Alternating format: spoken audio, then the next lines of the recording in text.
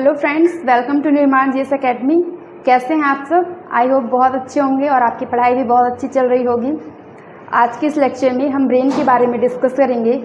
पिछले लेक्चर में हमने पढ़ा था न्यूट्रिएंट्स के बारे में, काफ़ी अच्छा रिस्पांस मिला, काफ़ी बच्चों ने देखा, काफ़ी रेगुलर स्टूडेंट्स हैं, उन सभी को मैं थैंक्स बोलना चाहूँगी। जैसा कि कंचन पाठक हैं, रिया मिश्रा हैं, रवि जी हैं, ये सारे रेगुलर स्टूडेंट हैं और भी हैं।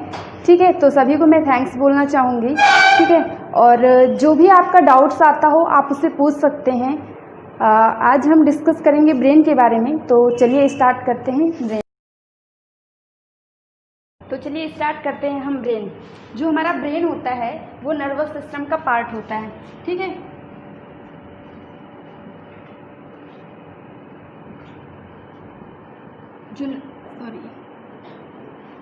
ये क्या है? नर्वस सिस्टम है। हमारी बॉडी का जो नर्वस सिस्टम है उसके भी 3 पार्ट होते हैं। पहला हम देखते हैं, पहला होता है central nervous system and second one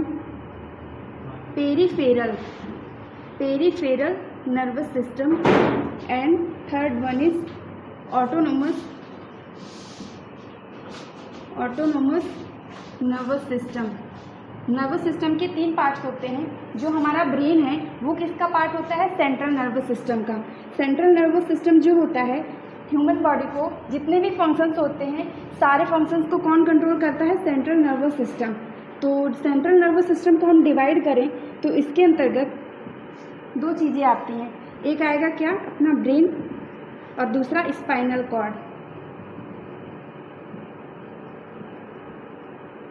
ये ब्रेन का डायग्राम बना हुआ है जो अक्सर अपन को बुक में देखने को मिलता है, लेकिन मैं अपने तरीके से आपको बताऊंगी कि कैसे उसको पढ़ना है और कैसे वो साथ ही साथ आपको लर्न होते जाएगा। ठीक है, तो सेंट्रल नर्वस सिस्टम जो कि क्या करता है? सारे फंक्शंस को कंट्रोल करता है जो भी ह्यूमन बॉडी में होते हैं। इसके भी 2 पार्ट्स होते हैं। एक तो अपना ब्रेन हो गया और दूसरा क्या? स्पाइनल कॉर्ड हो गई। ठीक है, अब ब्रेन की बात करें तो ब्रेन में भी 3 पार्ट्स होते हैं। एक होता है हमारा फोर ब्रेन, सेकंड होता है मिड ब्रेन और थर्ड होता है हमारा हिंड ब्रेन। फोर ब्रेन को हम क्या बोलेंगे? अग्र मस्तिष्क। ठीक है, और ये कौन सा हो गया? मध्य मस्तिष्क। और ये कैसा हो गया? हिंदी में इसे क्या बोलेंगे? पश्च मस्तिष्क। तो आपके दिमाग में ये चीज़ें सेट होनी चाहिए कि नर्वस सिस्टम की 3 पार्ट्स होते हैं। Central nervous system, peripheral nervous system और ऑटोनोमस नर्वस सिस्टम। हमें ये 2 सिस्टम नहीं पढ़ने हैं, ये इंपॉर्टेंट नहीं है। सेंट्रल नर्वस सिस्टम जो कि सारे फंक्शंस को कंट्रोल करता है, ये कितने टाइप की होती? इसमें 2 चीज़ें आती हैं, एक ब्रेन आएगा, एक स्पाइनल कॉर्ड आएगा। ओके, अब ब्रेन के बारे में जिससे सबसे ज़्यादा क्वेश्चन पूछे जाते हैं, तो जो ब्रेन है इसके भी 3 पार्ट्स होते हैं। एक होगा हमारा अग्र मस्तिष्क, फोर ब्रेन जिसे हम कहते हैं। दूसरा कौन सा? मिड ब्रेन जिसे हम क्या कहते हैं? मध्य मस्तिष्क कहते हैं। और थर्ड वन पश्च मस्तिष्क जिसे हम क्या कहते हैं? इंग्लिश में हिंड ब्रेन कहते हैं। ठीक है, अब ये जो कुछ स्टैटिक पॉइंट्स दिखता है इन्हें हम 1 बाय 1 डिस्कस करेंगे। इनके भी कुछ पार्ट्स होते हैं। तो पहले हम कुछ जानते हैं ब्रेन के बारे में। जो हमारा ब्रेन है, जैसा कि हमने देखा कि ब्रेन किसका पार्ट होता है? नर्वस सिस्टम का पार्ट होता है। तो इसकी जो यूनिट होती है कैसे? इसे हम बोल सकते हैं smallest unit of the brain. ये क्वेश्चन आता है कि ब्रेन की स्मॉलेस्ट यूनिट हम किसे कहते हैं? तो आंसर क्या होगा हमारा? न्यूरॉन। ये याद रखना है कि ब्रेन की स्मॉलेस्ट यूनिट क्या होती है? न्यूरॉन होती है। और दूसरा पॉइंट है कि ब्रेन की स्टडी को क्या कहा जाता है? स्टडी ऑफ ब्रेन, इसे कहा जाता है न्यूरोलॉजी। क्या कहा जाता है? न्यूरोलॉजी। ठीक है, तो ब्रेन में आपको ये 2 चीज़ें याद रखना है कि स्मॉलेस्ट यूनिट क्या है? न्यूरॉन है। स्टडी ऑफ ब्रेन क्या कहलाता है? न्यूरोलॉजी कहलाता है। अब ब्रेन के बारे में हम जानते हैं, इसकी कुछ लेयर्स होती हैं। जो हमारा माइंड होता है, दिमाग होता है, ब्रेन, वो कहाँ रहता है? स्किल के अंदर रहता है, तो हम उसे समझते हैं। ठीक है, अब जैसे मैं यहाँ बना दूँ, ये हमारा क्या हो गया? ब्रेन। ठीक है, मस्तिष्क।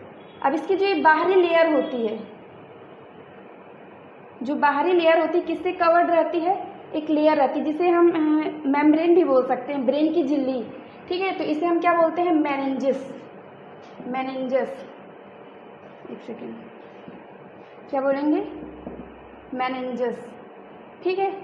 मेनिंजेस क्या है, ये ब्रेन की झिल्ली रहती है जो कि क्या करती है, ब्रेन को प्रोटेक्ट करके रखती है, ठीक है। आपने एक डिसीज सुनी होगी मेनिंजाइटिस, तो क्वेश्चन ऐसे आता है कि मेनिंजाइटिस किस अंग को प्रभावित करती है। तो आप यहाँ से जान सकते हैं कि जब मेनिंजेस जो लेयर होती है, जब ये इफेक्ट होती है, डैमेज होती है या फिर कैसे भी इस पर कोई प्रभाव आता है, तो इससे रिलेटेड बीमारी होती है, उसका नाम क्या है, मेनिंजाइटिस।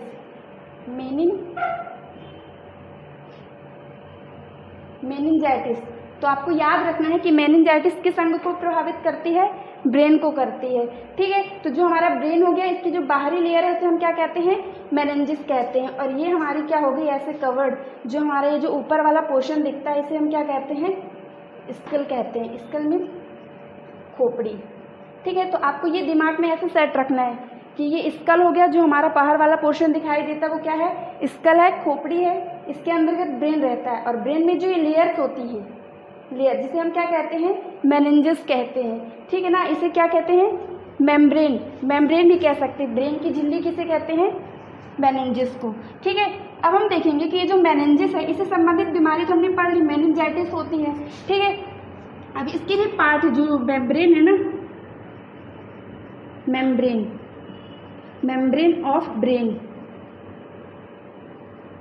मेम्ब्रेन ऑफ ब्रेन किसे कहते हैं हम, मेनिंजेस को, मेनिंजेस को कहते हैं। तो इसके भी 3 पार्ट होते हैं, वो भी एग्जाम में पूछा जाता है। पहला होता है, फर्स्ट है आउटर मोस्ट लेयर, सबसे बाहरी वाली परत, जिसका नाम अभी देखते हैं, ठीक है। दूसरी क्या है, मिड लेयर, और तीसरी इनर लेयर, ठीक है। तो जो आउटर मोस्ट लेयर है उसे हम क्या कहते हैं, आउटर मोस्ट लेयर को हम कहते हैं ड्यूरामेटा, ड्यूरामेटा या ड्यूरा मैटर भी कह सकते हैं। मेनिंजेस है जो कि क्या कहते हैं, जिसे हम मेम्ब्रेन ऑफ ब्रेन कहते हैं, मेम्ब्रेन ऑफ ब्रेन कहते हैं, ठीक है ना। तो इसके भी 3 पार्ट्स होते हैं, आउटर मोस्ट लेयर हो गई, मिड लेयर हो गई और इनर लेयर हो गई। तो आउटर मोस्ट लेयर को क्या कहते हैं, ड्यूरामेटर, ठीक है। दूसरी होती है, इसे क्या कहते हैं हम, अर्केनॉइड मैटर, ठीक है। और जो थर्ड लेयर होती है, इनर लेयर होती है, उसे हम क्या कहते हैं, पाया मैटर कहते हैं। एग्जाम में ये पूछा जाता है कि ये लेयर्स कहाँ होती है, यहाँ से क्वेश्चंस वो बना सकता है कैसे भी। तो जो मेनिंजेस होती है, मेम्ब्रेन ऑफ द ब्रेन होती है, उसकी 3 लेयर्स होती हैं। कौन कौन सी, आउटर मोस्ट ड्यूरामेटर जिसे हम कहते हैं, मिड लेयर अर्केनॉइड मैटर कहते हैं, और इनर क्या हो गया, पाया मैटर कहते हैं। तो इनके आपको नाम याद रखने हैं, ठीक है। अब समझते हैं हम आगे, आप इसका स्क्रीनशॉट ले लीजिए। चलिए अब देखते हैं, थोड़ा सा इसका डायग्राम बनाते हैं।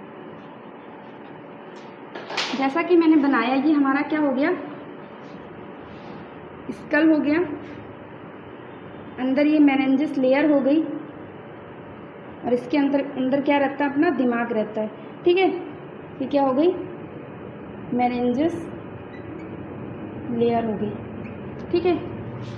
अब यहाँ से एक कॉर्ड दिखती है, इसे हम क्या कहते हैं, स्पाइनल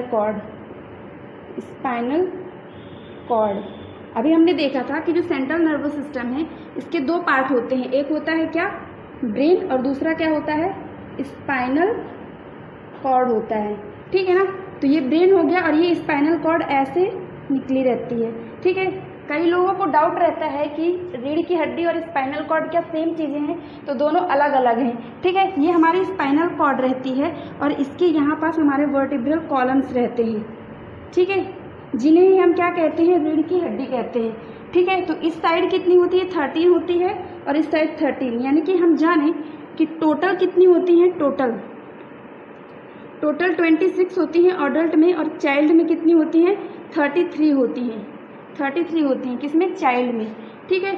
तो ये हमारी स्पाइनल कॉर्ड हो गई, जो कि किससे अटैच्ड रहती है, रीढ़ की हड्डियों से, जिसे हम क्या कहते हैं, वर्टिब्रल कॉलम कहते हैं। तो आपको ये नंबर्स भी याद रखने हैं कि अडल्ट में कितनी होती हैं और चाइल्ड में कितनी होती है। चाइल्ड में 33 और अडल्ट में 26 होती हैं, ठीक है। और ये हमारी क्या हो गई, स्पाइनल कॉर्ड।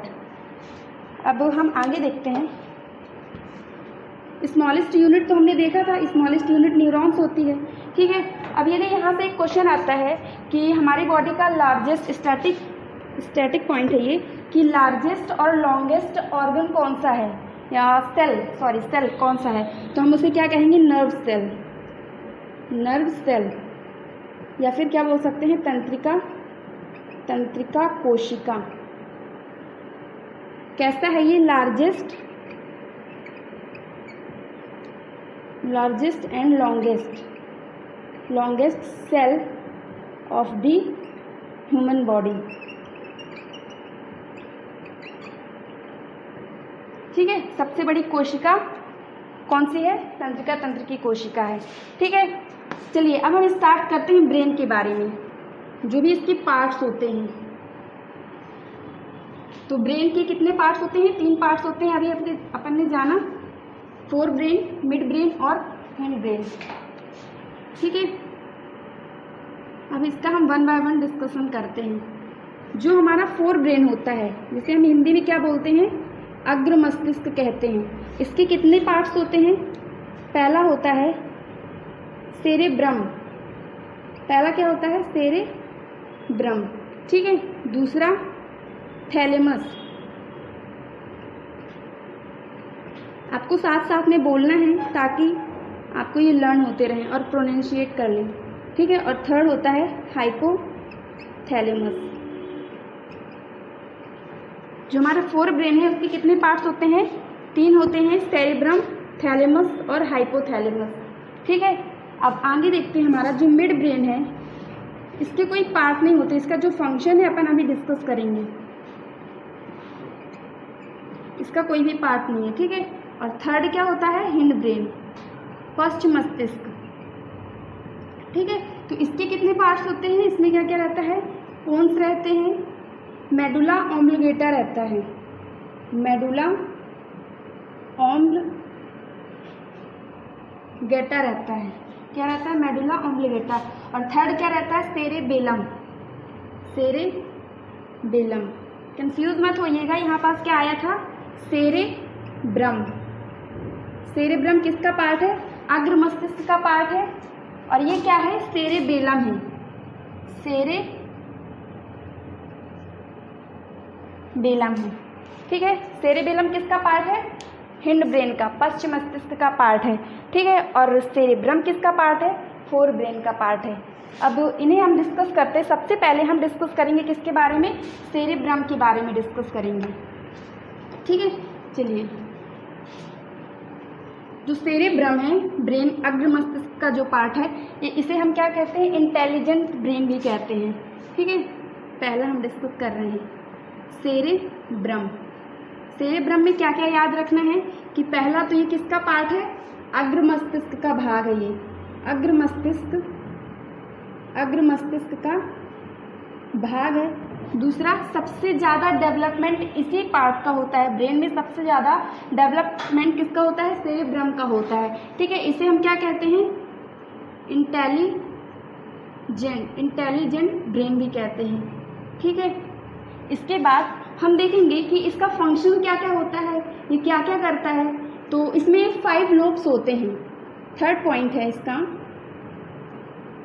5 लोब्स होते हैं। अभी लोब क्या होता है, इसके फंक्शंस इसी में जानेंगे। तो सबसे पहले हम देखते हैं कि लोब क्या होता है। जैसे एक चीज़ होती है पार्ट और एक होता है लोब, जैसे 2 चीज़ें, ए पार्ट है, ये बी पार्ट है। यानी कि पार्ट में और लोब में क्या डिफरेंस रहता है कि 2 पार्ट ए और बी हैं। यदि ए खराब हो गया है तो इस पर कोई इफेक्ट नहीं पड़ेगा कि ये खराब है तो इसकी वजह से ये भी खराब हो जाएगा, या फिर ये खराब है तो इसकी वजह से ये हो जाएगा, ऐसा कुछ नहीं होता। और लोब में क्या होता है कि 2 पार्ट होंगे तो ये आपस में कहीं ना कहीं किसी तरह से कनेक्टेड रहते हैं, कि यदि ए पार्ट यदि खराब होता है तो धीरे धीरे ये भी क्या हो जाएगा, खराब हो जाएगा, तो इसे हम क्या कहते हैं, लोब कहते हैं, ठीक है ना। तो अग्र मस्तिष्क का जो पार्ट पहला है सेरेब्रम, जिसे हम इंटेलिजेंट ब्रेन भी कहते हैं, इसमें कितने लोब्स होते हैं, 5 लोब्स होते हैं, ठीक है। अब हम इन्हें देखते हैं कि कैसे कैसे कौन कौन से लोब होते हैं, ऐसे बना लेते हैं, ठीक है। 5 लोब्स। तो जो हमारा पहला लोब है उसे हम क्या बोलेंगे, फ्रंटल लोब, फ्रंटल लोब। साथ में बोलना है आप लोग को भी, फ्रंटल लोब। पहले लोब का नाम क्या है, फ्रंटल लोब। अभी इनके सबके फंक्शंस भी अपन पढ़ेंगे। दूसरा क्या होता है, पेरिएटल लोब, पेरिएटल लोब, ठीक है। थर्ड क्या होता है, ऑसिपिटल, ऑसिपिटल लोब, ठीक है। और नेक्स्ट क्या होता है, चौथे नंबर का, टेम्पोरल लोब, टेम्पोरल लोब। और एक होता है हिपोकैम्पस, हिपोकैम्पस लोब। सबसे बड़ा यही वाला पार्ट रहता है। तो सेरेब्रम के अंतर्गत 5 लोब्स होते हैं। अब इनके सबके अलग अलग वर्क रहते हैं, ठीक है। तो आपको ये जानना है, इसको बहुत डिटेल से पढ़ना है।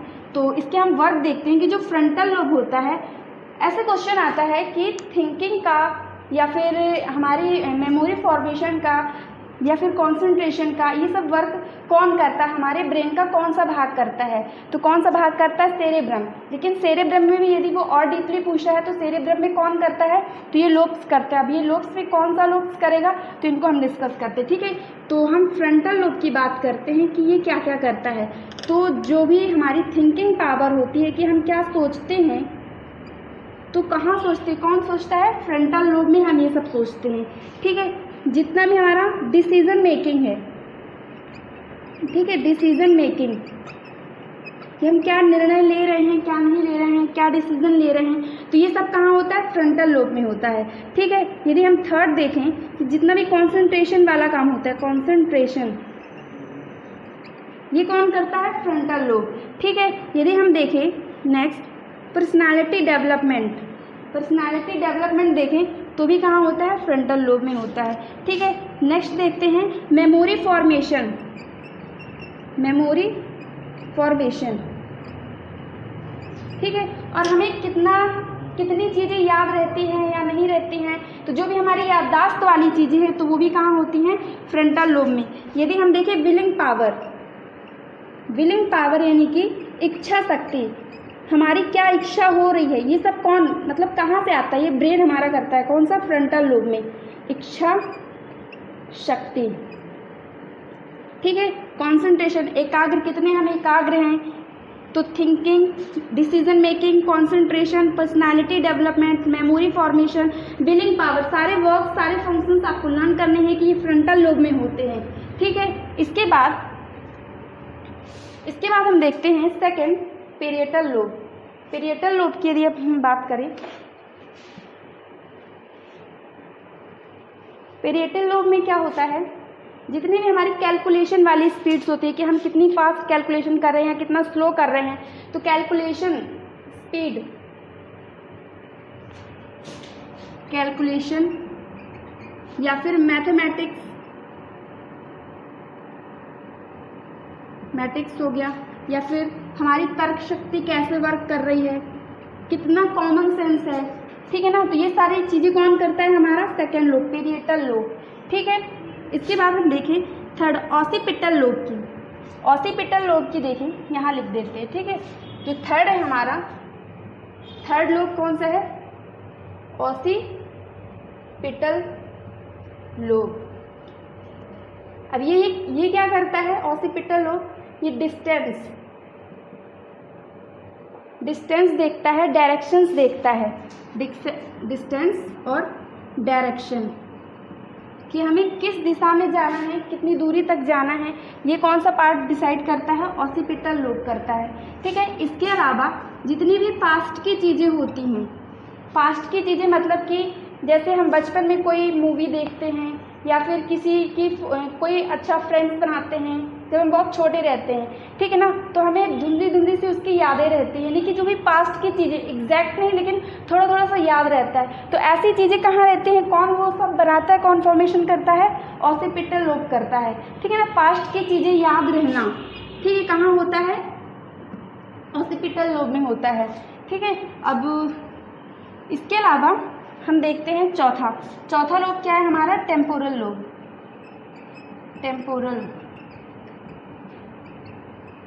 टेम्पोरल लोब का काम क्या रहता है, यहाँ पास ड्रीम फॉर्मेशन होता है,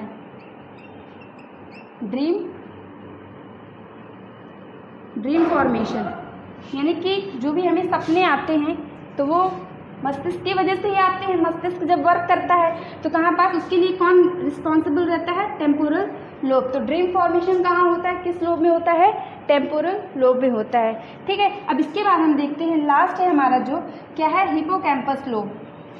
इसे हम क्या कह सकते हैं, ये होता है हार्ड डिस्क। इसे हम क्या कह सकते हैं, hard disk of the brain, hard disk of the brain. इसका मतलब क्या है कि जितनी भी चीज़ें इन चारों लोब्स में होती हैं, ठीक है ना, तो वो जाके कहाँ स्टोर होती हैं, हिपोकैम्पस लोब में स्टोर हो जाती हैं, ठीक है। इसीलिए ये सबसे बड़ा भी रहता है, hard disk of the brain किसे कहते हैं, हिपोकैम्पस लोब को कहते हैं, ठीक है। अब देखते हैं जिसका ये वर्क काम नहीं करता तो उसे क्या रहेगा, उसे कुछ चीज़ें याद नहीं रहेंगी।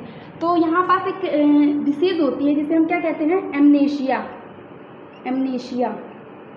एमनेशिया में क्या होता है, ये क्या है, एक बीमारी है। इसमें क्या होता है, जिसका हिपोकैम्पस लोब अच्छे से वर्क नहीं करता है तो उसे कुछ चीज़ें याद नहीं रहेंगी और उसे हम क्या कहते हैं, एमनेशिया कहते हैं, ठीक है।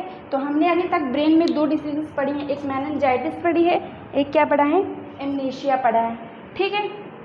यहाँ सारी चीज़ें स्टोर रहती हैं। तो ये सारा वर्क, ये सारा फंक्शन हमने जाना किसके बारे में, सेरेब्रम के बारे में, ठीक है।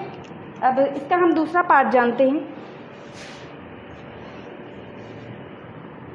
अग्र मस्तिष्क का दूसरा पार्ट क्या है, थैलेमस है, थैलेमस।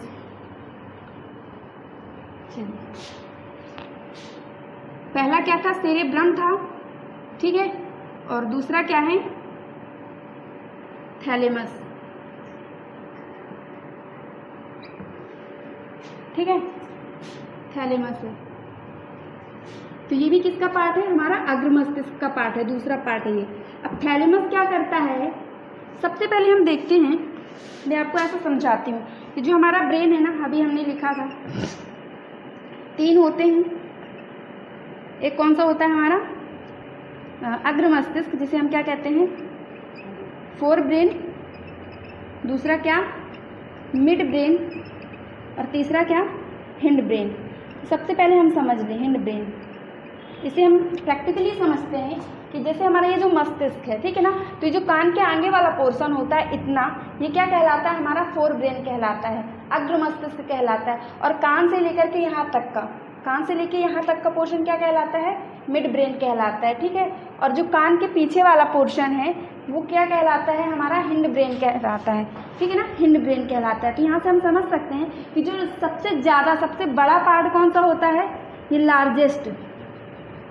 लार्जेस्ट पार्ट है ब्रेन का, लार्जेस्ट सबसे बड़ा भाग कौन सा है, फोर ब्रेन है। ये कैसा है, smallest part of the brain, ठीक है। अब थैलेमस के बारे में पढ़ रहे थे, तो फोर ब्रेन का सेकंड पार्ट क्या है, थैलेमस है। तो जितने भी हमारे सेंसरी ऑर्गन्स होते हैं, सेंसरी ऑर्गन, अब सेंसरी ऑर्गन्स कौन कौन होते हैं, सेंसरी ऑर्गन्स के बारे में डिस्कस करते हैं। तो सेंसरी ऑर्गन्स जैसे कि हमारा आईज हो गया, ठीक है, दूसरा क्या हो गया, ईयर हो गया, तीसरा नोज, चौथा टंग, फिफ्थ क्या हो गया, स्किन हो गई, त्वचा हो गई, ठीक है। ये 5 तो क्या है, हमारे सेंसरी ऑर्गन्स हैं, ठीक है। तो ये जितना भी, ये दोनों का वर्क कौन करता है, ये कौन करता है, हमारा मिड ब्रेन करता है। लेकिन ये जो बाकी बचते हैं, नोज, स्किन और टंग। नोज मतलब क्या, जैसे कोई भी चीज़ रखी है तो वो कैसी स्मेल कर रहा है, तो वो हमारा कौन सा ऑर्गन, कौन सा ब्रेन का कौन सा पार्ट वहाँ पास वर्क करता है, थैलेमस करता है। ठीक है ना। यदि हमें खुशबू आ रही है या स्मेल आ रही है, कुछ भी आ रहा है, कैसे भी स्मेल आएगी तो वहाँ पास नोज वर्क करती है, और लेकिन माइंड का कौन सा पार्ट वर्क करता है, थैलेमस करता है। ठीक है ना। इसके बाद हम देखते हैं कि हम कोई चीज़ खा रहे हैं तो हमें खट्टी लग रही है कि मीठी लग रही है कि कड़वी लग रही है, टेस्ट उसका कैसा है, तो हमने तो खा लिया, लेकिन ये सब हमें बताता कौन है, वर्क तो हमारा दिमाग करता है ना। ठीक है ना। तो दिमाग का कौन सा पार्ट करेगा, थैलेमस पार्ट करेगा, वो बताएगा कि वो चीज़ हमें कड़वी लग रही, खट्टी लग रही, कैसी लग रही है। ठीक है ना। अब स्किन कैसे क्या बताएगी, स्किन जैसे कि कैसा भी मौसम है, हमें ठंड लग रही है, गर्मी लग रही है या दर्द हो रहा है, ये सब हमें कौन बताएगा, थैलेमस बताता है। जितने भी एक्सटर्नली मतलब बाह दर्द होते हैं, इसको क्या बोल सकते हैं, एक्सटर्नल पेन। आपको ये याद रखना है पॉइंट कि एक्सटर्नल पेन के बारे में अपन को कौन बताता है, थैलेमस बताता है। ठीक है ना। थैलेमस का वर्क क्या है कि हमारे 5 सेंसरी ऑर्गन्स हैं, जिनमें से 3 नोज जो कि स्मेल, टंग जो कि टेस्ट, और स्किन जो कि कोल्ड या पेन, इन सब के बारे में बताता है। वो उसका वर्क कौन करता है, थैलेमस करता है। ठीक है ना। अब क्वेश्चन आता है कि एक्सटर्नली पेन कौन अनुभव कराता है, थैलेमस करवाता है। ठीक है। इसके बाद यहीं पास अपन मिड ब्रेन भी देख लेते हैं। ये जो 2 फंक्शंस हैं, आइज़ क्या करेगी, आइज़ से हम क्या करते हैं, देखते हैं। ठीक है ना। और ईयर से क्या करेंगे, हियरिंग पावर, सुनते हैं। ठीक है ना। और देखना, ये दोनों वर्क कौन करता है, हमारा मिड ब्रेन करता है। ठीक है ना। मैंने जैसे कि बताया था कि मिड ब्रेन कहाँ से कहाँ तक होता है, मिड ब्रेन इस कान से लेकर के इस कान तक, जितना भी स्मॉलेस्ट पार्ट रहता है ये ब्रेन का। ठीक है। तो इसका वर्क क्या रहता है, केवल देखना और सुनना। ठीक है। देखना और सुनना किसका पार्ट रहता है, मिड ब्रेन का। इसके कोई पार्ट नहीं होते, इनके दोनों वर्क हैं, देखना और सुनना। ठीक है। अब हमारा अग्र मस्तिष्क का तीसरा पार्ट बचा हुआ है, उसका नाम क्या है, हाइपोथैलेमस। ठीक है। चलिए, तो हम हाइपोथैलेमस के बारे में डिस्कस करते हैं। हाइपोथैलेमस को आप ऐसे भी याद रख सकते हैं, हाइपोथैलेमस, देखिए हाइपोथैलेमस 3rd पार्ट है ना इसका। ये सर मार्कर दीजिए ना थोड़ा अच्छा। 3rd पार्ट क्या है हमारा, हाइपोथैलेमस।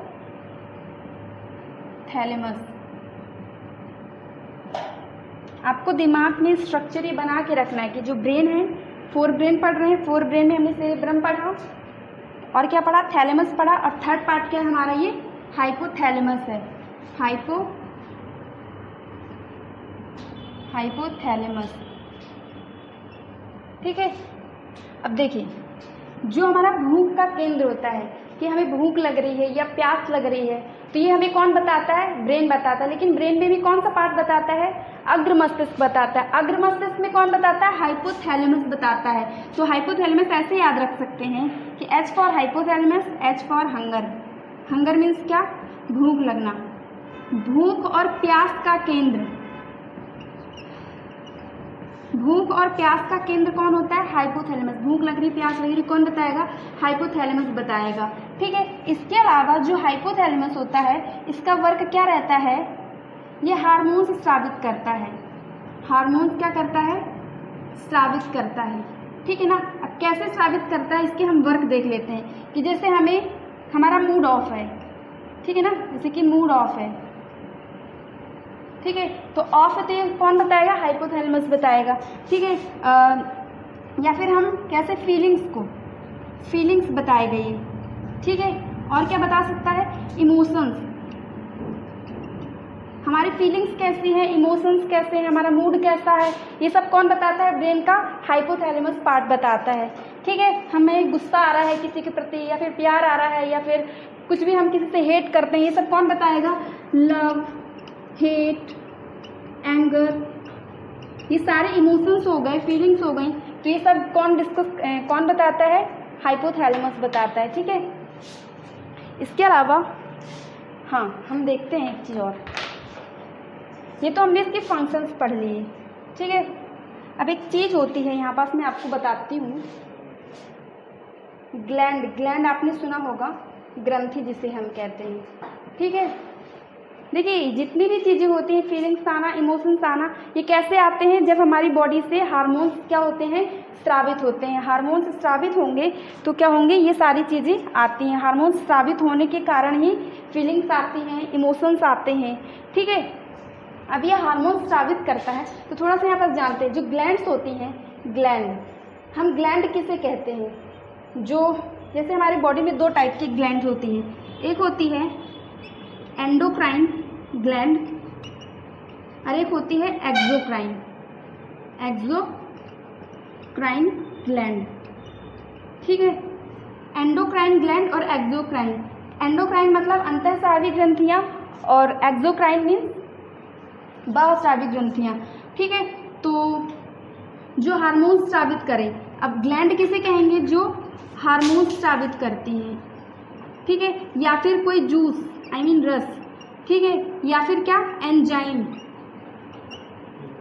बॉडी में जो भी पार्ट ये चीज़ें क्या करता है? स्रावित करता, हार्मोन्स हो या एंजाइम हो या फिर जूस हो, उसे हम क्या कहते हैं? ग्लैंड कहते हैं, ठीक है। अब ये जो एंडोक्राइन और एक्सोक्राइन है, तो एंडोक्राइन कितनी होती है? ये हमारी बॉडी में 9 होती हैं।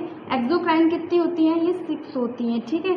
और एक होती है हमारी मिक्स्ड ग्लैंड, एक कैसी होती है? हमारी मिक्स्ड ग्लैंड होती है। हमें ग्लैंड के बारे में ज़्यादा पढ़ना नहीं है, जितनी जरूरत उतना मैं बता रही हूँ, ठीक है ना। जो एंडोक्राइन ग्लैंड होती है, इनमें से अब हार्मोन्स ये स्रावित करती है, हाइपोथैलेमस, तो इनमें से जो 9 है एंडोक्राइन, इनमें से एक होती है क्या? इनमें से एक होती है, एक ग्लैंड है, किनमें से? अंतःस्रावी ग्रंथियों में से एक है हमारी हाइपोथैलेमस, हाइपोथैलेमस, और दूसरी हमारी होगी क्या? पीयूष ग्रंथि, पिट्यूटरी ग्लैंड, ठीक है ना। पीयूष ग्रंथि कितनी हो गई? 9 में से 2 तो मैंने लिख दिया, बची कितनी? 7 बची, ठीक है ना। तो जो 7 ग्रंथियां होती हैं उनको कंट्रोल कौन करता है? उनको सिग्नल कौन देता है? उन्हें सिग्नल देता है कौन? पीयूष ग्रंथि, ठीक है ना। मैं बोल रही हूँ, पूरा नोट डाउन नहीं कर सकती मैं बस, ठीक है ना। तो जो पीयूष ग्रंथि होती है वो क्या करती है? एंडोक्राइन ग्लैंड्स 9 होती हैं, 2 मैंने यहाँ लिख दी, जो 7 बची उनको कंट्रोल कौन करता है? उनको सिग्नल्स कौन भेजता है? पीयूष ग्रंथि भेजती है। इसलिए हम पीयूष ग्रंथि को क्या कहते हैं? मास्टर ग्लैंड कहते हैं, मास्टर ग्लैंड कहते हैं, ठीक है। अब जो हाइपोथैलेमस है, अब पीयूष ग्रंथि तो बाकी 7 को कंट्रोल करती है, ठीक है, उन्हीं सिग्नल्स भेजती है, उन्हें कंट्रोल करती है, लेकिन पीयूष ग्रंथि को कौन करता है? हाइपोथैलेमस करता है। इसीलिए हम हाइपोथैलेमस को क्या कहते हैं? Master of master gland. इसीलिए हम इसे क्या कहते हैं? मास्टर ऑफ मास्टर ग्लैंड, ठीक है, या फिर क्या कह सकते हैं? Super master gland, super master gland. इसीलिए मैंने ये सारी चीज़ें बताई थी। तो क्वेश्चन ऐसे आता है कि हमारी बॉडी में सुपर मास्टर ग्लैंड किसे कहते हैं या फिर मास्टर ऑफ मास्टर ग्लैंड किसे कहते हैं? तो किसे कहेंगे हम? अग्र मस्तिष्क का जो थर्ड पार्ट है हाइपोथैलेमस, हाइपोथैलेमस को हम क्या कहेंगे? मास्टर ऑफ मास्टर ग्लैंड या फिर सुपर ग्लैंड, ठीक है। तो आपको ये चीज़ें लर्न करनी है।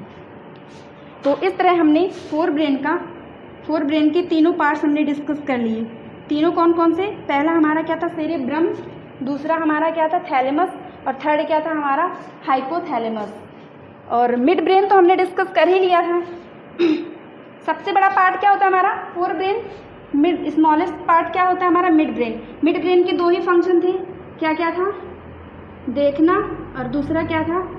सुनना, ठीक है। अब हम बात करेंगे किसके? हिंड ब्रेन की, पश्च मस्तिष्क के। चलिए, पश्च मस्तिष्क को क्या बोलते हैं इंग्लिश में? Hind brain.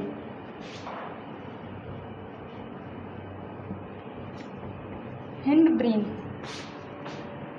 थर्ड क्या है हमारा? Hind brain.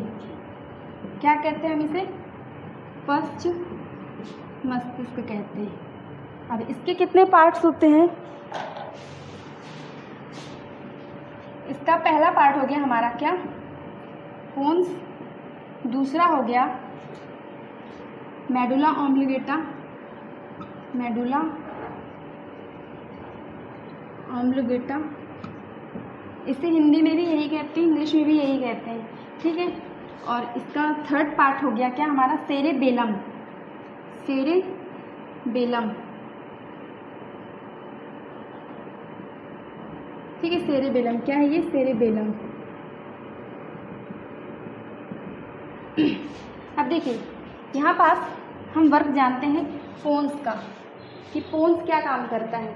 हमने सेंट्रल नर्वस सिस्टम में दो चीज़ें पढ़ी है, एक ब्रेन एक स्पाइनल कॉर्ड, ठीक है ना। तो जो स्पाइनल कॉर्ड रहता है, स्पाइनल कॉर्ड ऐसे निकलता है, ठीक है ना, ब्रेन से टच्ड रहता है। तो इसका काम क्या रहता है पोन्स का, कि स्पाइनल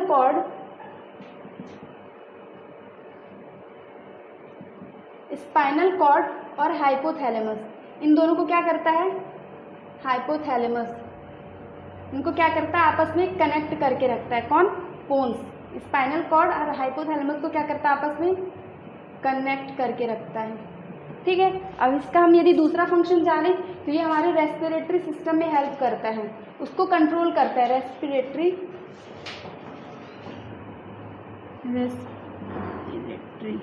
रेस्पिरेटरी सिस्टम को क्या करता है, कंट्रोल करता है। कैसे, पोन्स कैसे कंट्रोल कर सकता है रेस्पिरेटरी सिस्टम को, तो कैसे करता है, जो भी हमारे रेस्पिरेशन ऑर्गन्स होते हैं, जैसे कि क्या क्या होता है, नोज होता है, ठीक है। दूसरा क्या हो गया, विंड पाइप हो गया। अगला क्या हो गया, लंग्स हो गए।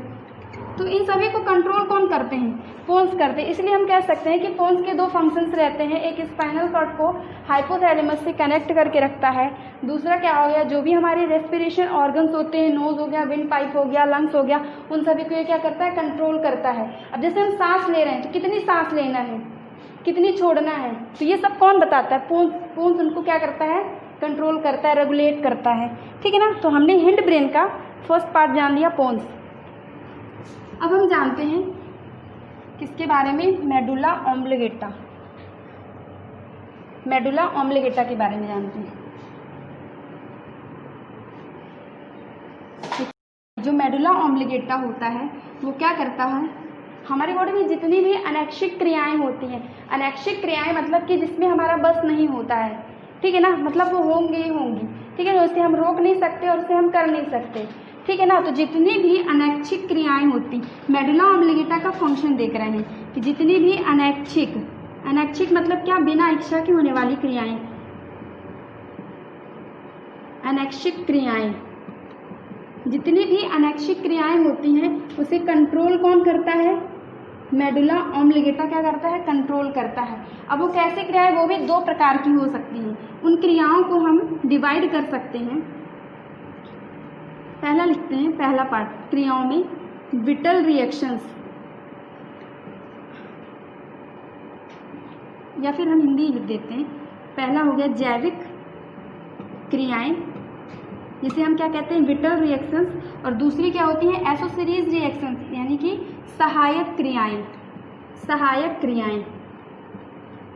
ठीक है। एक बार फिर से देखते हैं कि जो मेडुला ऑम्बलिगेटा होता है वो किसका पार्ट होता है, हिंड ब्रेन का पार्ट होता है, पश्च मस्तिष्क का पार्ट होता है। इसका फंक्शन क्या होता है कि हमारी बॉडी में जितनी भी अनैच्छिक क्रियाएं होती हैं उनको कंट्रोल कौन करता है, पश्च मस्तिष्क कंट्रोल करता है। अब हमारी बॉडी में होने वाली अनैच्छिक क्रियाएं, उनको हमने दो पार्ट्स में डिवाइड किया है, एक जैविक क्रियाएं जिन्हें हम विटल रिएक्शंस कहते हैं, और दूसरा क्या है, सहायक क्रियाएं जिसे हम एसोसिरीज रिएक्शंस कहते हैं, ठीक है ना। अब इसमें कैसे आती है, जैविक क्रियाओं में हम इसके कुछ एग्जांपल्स देखते हैं कि जैसे हार्ट बीट, हमारा दिल धड़कता है तो उसे हम रोक नहीं सकते हैं, वो अनैच्छिक क्रियाएं हैं, ठीक है ना। तो उस पर कंट्रोल किसका रहता है, मेडुला ऑम्बलिगेटा का रहता है, ठीक है। दूसरा हम देखें रेस्पिरेशन, ये भी कैसे है, इसे भी हम रोक नहीं सकते, ये भी अनैच्छिक क्रियाएं हैं, ठीक है ना। और तीसरा क्या, डाइजेशन, नेक्स्ट क्या, एक्सक्रीशन, ठीक है। इसके अलावा हम और देख लेते हैं ब्लड सर्कुलेशन। एक चीज और, जब ये दोनों क्रियाएं मैंने बताया है और दोनों ही अनैच्छिक हैं तो इनमें अंतर क्या होता है। अब जो जैविक क्रियाएं होती हैं ये अनैच्छिक तो हैं, इन पे हमारा बस नहीं है, ठीक है ना, लेकिन इन दोनों में डिफरेंस क्या होता है कि यदि ये जैविक क्रियाएं यदि नहीं होंगी या रुक जाएंगी तो क्या होगा, हमारी डेथ हो सकती है, ठीक है ना। ह्यूमन बॉडी की क्या हो जाएगी, डेथ हो जाएगी। लेकिन जो सहायक क्रियाएं होती हैं जैसे कि छींकना, ठीक है ना, डकारना, ठीक है, तो ये सारी जो रिएक्शंस होते हैं ये हो या ना हो इससे बॉडी को कोई फर्क नहीं पड़ता है, इसलिए इन्हें हम क्या कहते हैं, एक्सेसरीज रिएक्शंस या सहायक क्रियाएं कहेंगे। और जैविक यदि इनमें से कोई रुक गई तो बॉडी की क्या हो जाएगी, डेथ हो जाएगी, ठीक है ना। हार्ट बीट हो गया, रेस्पिरेशन हो गया, डाइजेशन हो गया, एक्सक्रीशन हो गया, ब्लड सर्कुलेशन यानी कि क्या बोलेंगे इसको, रक्त संचरण, ठीक है। अब जो सहायक क्रिया है इनमें क्या क्या आएगा, छींकना, डकारना। यहाँ से सबसे ज़्यादा क्वेश्चन आता है कि छींकना जो होता है मस्तिष्क का कौन सा पार्ट कंट्रोल करता है, तो आपको क्या बताना है, मेडुला ऑब्लिगेटा, ठीक है। इसके अलावा जैसे नींद आना, ठीक है, तो ये सारी एग्जांपल्स किसके हो गए हैं, सहायक क्रियाओं की, ठीक है। अब इसके अलावा जो हमें अभी हमने पढ़ा था एक एक्सटर्नली पेन जो हमें होता है वो हमें कौन बताता है, एक्सटर्नली पेन हमने थैलेमस पार्ट में पढ़ा था, ठीक है। अब यहाँ पास मेडुला ऑब्लिगेटा का ही एक फंक्शन होता है, तो जो हमें क्या बताता है, जितने भी मतलब यदि हमें कोई इंटरनली आंतरिक दर्द हो रहा है, आंतरिक दर्द वो कौन महसूस करवाता है, मेडुला ऑब्लिगेटा करवाता है, ठीक है। तो इस तरह से हमने क्या देखा, हिंड ब्रेन का मेडुला ऑब्लिगेटा फंक्शंस देखा, ठीक है। अब इसके अलावा हम देखेंगे क्या बच्चा है, अब इसमें एक और एग्जांपल लिख लीजिए, जैसे आंखों का झपकना भी है, ठीक है। 5th नंबर का क्या, आंखों का झपकना, नहीं झपकेंगे तो इससे हमारी बॉडी की डेथ नहीं होगी, ठीक है।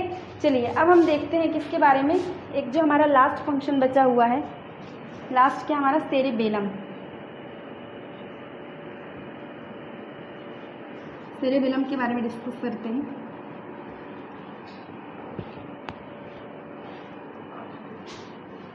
आपको सारे पॉइंट्स जो भी टफ लगते हैं उनको साथ में बोलना है और 2-4 बार बोलना ताकि वो आपके टंग में बैठे और आप उन्हें बोल सके, ठीक है।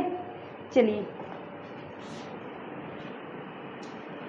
आगे देखते हैं हम कौन सा पार्ट है, 3rd सेरेबेलम, ठीक है। अब जो सेरेबेलम होता है किसका पार्ट है, पश्च मस्तिष्क का है। अब इसका काम क्या रहता है,